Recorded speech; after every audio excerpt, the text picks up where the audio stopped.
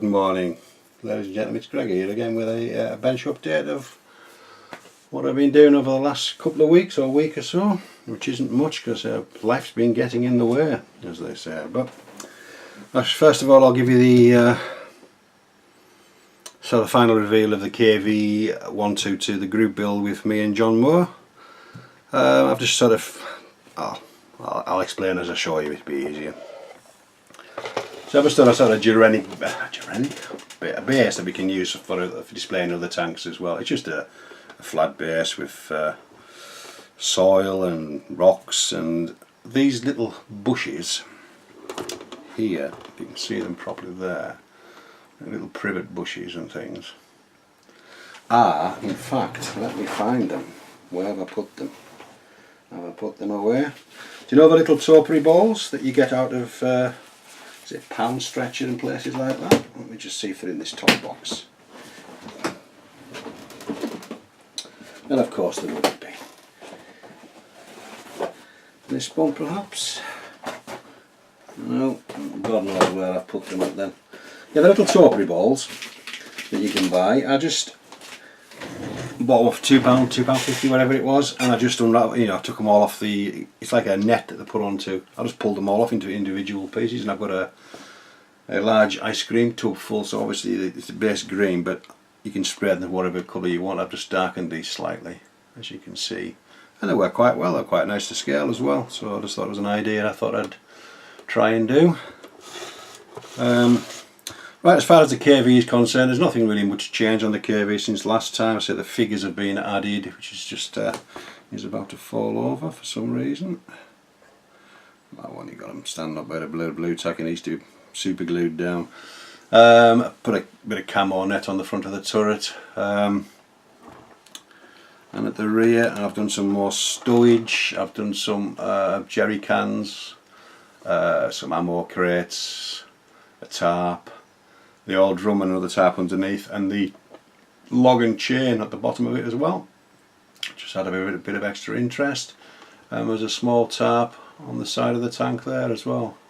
Just something different. Let's say there were maybe baby wipes, and the other one, the large one here on the back, is a crepe bandage, which is just rolled, flattened, sprayed green, let it dry and roll it up and tie it with the string that you get out of the, sometimes you get the kits with just a string for the tow rope. I use all those, I keep all those, and I use them for stowage, for tying down the stowage, which seems to work quite well. Just what I do with them is I stain them, drop them in a teapot with tea bags, and it just stains them slightly. So that's all I do, and say everything. This is basically, it's just a straightforward base. All I did was use Poundland polyfiller, put that on the base, painted that brown with cheap acrylic paint from the works. I think about £1 for a large tube, and then I got some soil from the Poundland again, a big bag of soil for £1, let it dry out, put on some trays, dry it out in the oven, and I used that, sieved it after as I've dried it. And then the small rocks in here is from the builder sand that I got ages ago, and I just keep sieving some stuff out of that every now and again, so to use. So I've got three things. I've got the large rocks, the small rocks, the sand, and then the fine sand. So I've got four different things from the bag of sand, which is quite good. And there's the tufts of grass that I make with the flock box, which is a lot easier to do. The tufts, really easy to do. All you need is creepy silicone paper, the white glue, and obviously the flock box and the flock and your static grass. And as you can see, they're a lot better from when I first started doing them. So the tank was it was a lovely build. The tank was a superb build, probably one of the nicest builds I've done over the last sort of 12 months. So fair enough, I've only been doing this for over 12 months, but everything was fit was perfect. The tracks were superb to put together, even though they're individual link. Some of them didn't even need glue, and this almost snapped together. I decided to say a couple of extra things, like this isn't supposed to be there, because I just thought a bit of spare track, put on there, extra armour. It was only an experimental tank, I think it was only 2 made, something like that, just to test the if this gun and the turret could be accommodated on the old KV1 hull. I think it's like the forerunner to the JS2, so obviously the turret is very similar to the JS2, and then obviously it was a new chassis for they used this turret onto, so the KV1 chassis kind of been good enough, as they say, but it's a nice looking tank, you know. As I say, I've explained how I've got the colours. So there's normal black shadow coat, and then the white. Picked all the panels out, they've all had to dry, and then I used the Vallejo primer, the Russian green primer. It looked really nice with the primer, so I just left it at that. And as you can see the different colorations in the tank. On the rear, on the ammo boxes, the fuel drums, things like that. And I also used some MiG faded faded bronze green, just to just to slightly dust it. I probably showed you this last time. Where we are, get the number first. There we are, and the number is P051, faded bronze green. There's another one as well which you use for the Allied tanks, which is a different one again, which is Allied fading green, which is a similar sort of thing, but P036. So it works quite well. It really does quite well. And then I used my go-to Cromlech Dark Dirt pigment again, just to make it look a bit dusty. So the tracks, probably explained this in the last video. The tracks are fairly simple. It's got a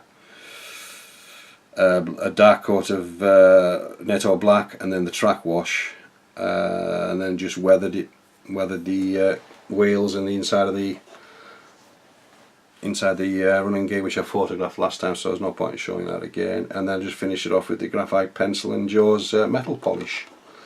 So yeah, so it came out really well. I'm really pleased with it. I said they're just the two little Russian soldiers are from the Tamiya kit, which is the, I'll show you the box cover. Oh, that's the wrong one. Well, we've put them organised as normal, not. Which I think was good value for money. I think I paid about £11, and I think you get about 11 figures, which is the Tamiya Russian assault troops. You know, quite nice. And that kit number is, if you're interested, is 35207.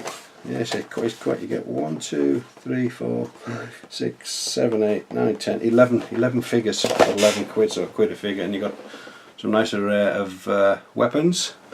If I'll try and zoom in, because I did the technique that B showed on his channel not so long back. I don't know if I can bring the figure up to yourself. It'll be easy to bring the figure. Is it gonna?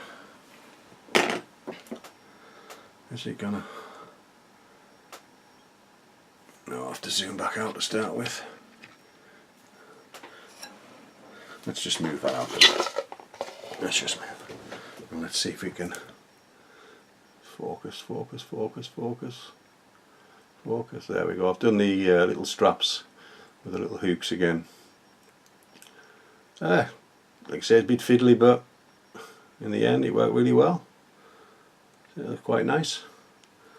First attempt, so I'll probably have another go at them again. There we go. Just really need to colour the little hooks up. Maybe I made them maybe a bit too large, but it worked okay. Quite nice. So I say that's just for the first attempt. As I say, the Russian little figures. My figure works. It's not brilliant, but it's getting there, as they say. So I've got some resin figures coming eventually. I'm going to try a little bit of resin figure work, see if I can do anything with those. So I think that's basically it with the KV Trumpeter KV122. Oh, you can see the tracks there. So I've got a small sag in the tracks, slightly sag in the tracks. So I've got that quite well. I see a bit we can bring these round. We can have a close look at them, can't we? And I've got these little. I bought a set of Voyager. I think they're off Brett Grogg's channel. You know, a regular dude. I think there's somebody who put me onto that. Let me have a look again. As organised as normal. Not. Yeah. There's these little. Let me bring these back. All these little. These are handles. There's 400 of them. You know, for doing your tying down of your stowage. It's US military vehicles, but you can use them for anything you want, really. There's 400. I think about. That wasn't much. Maybe £5, something like that. To voyage your decent quality stuff, and it shows you how to use them. So I use those and for the stowage from now on from them. Right, so we shall just move that out the way for 2 minutes and move on to the next thing, which I'll be starting at some point today. So I shall just move that out the way and I shall come out again. I can never get it right. There we go. Yeah, so today I'm going to start with a buddy build today with me and Matt from Tasmania. Yeah, we're going to do the Panther together. I think you've got to start it today off. I think the time difference is already started his, I would think, or starting a video to show you it. Still can't get this one on the bloody shot. Oh, there we go. Right, so we're going to do the Meng Panther as a buddy build. If you want to look onto Matt Hill's scale models, I'll leave a link in the description below. You can follow his build as well. Nice guy, really nice guy, all the way down in Tasmania. So I say it looks like a really nice kit. I say I did a kit review on this, so you've seen this opened up, so there's no point in me opening it again. So that's the build for today. Well, to start today, and I think that's about it really. I don't think there's anything else on the desk that needs to be shown. Oh yeah, sorry. There's it's another little tree I'm starting. A slightly different way. I didn't cut them into discs. I cut them into sort of irregular pieces. Just cut them round first, and then just irregular sizes and things, right, to put on there. So it's just a normal twig from the garden. As you can see on the bottom, I've got some little bits of wire poking out. That just represents small branches. So that'll be coloured, and this will be all sprayed brown first to darken it down slightly, and then we'll do the static grassway again. I think it'll look quite nice. So that's just something I was playing around with. I was going to put it on the KV22 diode, but I thought no, there's enough on there. Doesn't need anything else. So that's, you know, it didn't take long, maybe an hour if that, to do that. And they say the hardest bit to, well, the easiest bit to come with, the messiest part is the static grass. So I advise you to have plenty of newspaper down, because it does get rather messy. So I think that's about it as far as the bench is concerned at the moment. So it's a bit sparse. I haven't really done a great deal over the last few weeks with, like I say, life getting in the way of one thing and another. So I've got a kit review to do shortly, which I'll probably do straight after this. So I'd like to say thank you very much for taking your time out of the day again to watch, and I hope you like what you see. And thank you to my new subscribers again, which I'm picking up on a regular basis now, which is quite nice. Up to 200, I think it's 218 or something like that now. From, you know, seems to have jumped up. So it's going okay, as they say. Right, so this is Greg signing off, and we shall catch you soon.